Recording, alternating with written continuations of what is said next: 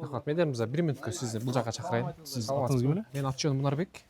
Медер. Пресс-кечтен. Бул жаман айтып Биякта өтүп барып сиздерди көрүп калдык. Мен сизди чынында биринчи жолу көрүп атам. Анан бул жерде айтканыңызды угуп, негизи кайсы кызматкер болуп келдиңиз буга чейин иштеп? Буга чейин мамлекет кызматкери айтып жатыр болсом, Тажрыйбаңыз бар да мамлекеттик иште? Кыргыз Республикасынын президентине караштуу жакырчылыкты жою боюнча улуттук фонд башталган 98-жылы. Ошондо инспектор болуп баштагам, Жалал абад облустук филиал ачылган бөлүм. Андан кийин Кыргыз Республикасынын тышкы иштер министрлигинде, тагыраагы Екатеринбург шаарында баш консулдук атташе болуп иштегем, дипломат болуп. Андан кийин Кыргыз Республикасынын президентинин иш башкармалыгында управитель, андан кийин Кыргыз Республикасынын президент администрациясында, андан кийин Кыргыз Республикасынын президент аппараты өзгөргөн, анда да иштедим. И 2018-жылдан баштап азыркы күнгө чейин Кыргыз Республикасынын жогорку кеңешинде иштеп жатам. Эмне себептен азыр эми ушунча кызмат аркалапсыз? Эмне себептен депутатка аттанып атасыз? Депутатка аттангандын себеби менин негизги программам бул миграция. Миграция маселеси. Миграция, дагы жыл миграция.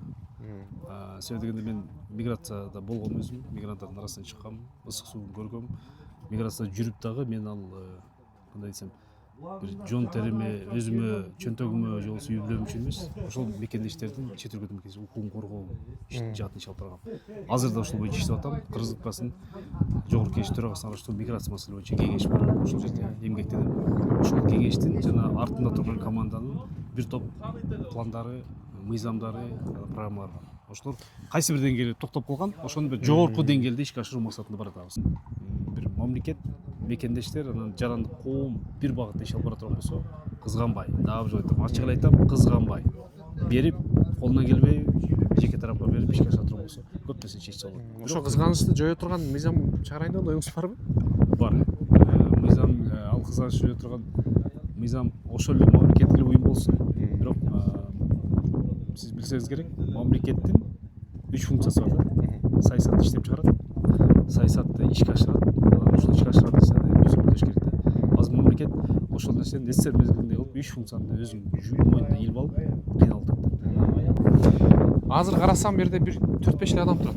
Анан мен буга чейин башка шайлоочулар көрүп жүрөм, 50 үй алып өтүп атат да. 4-5 адам же сизди эч ким тааныбай атабы, чыкпай атабы?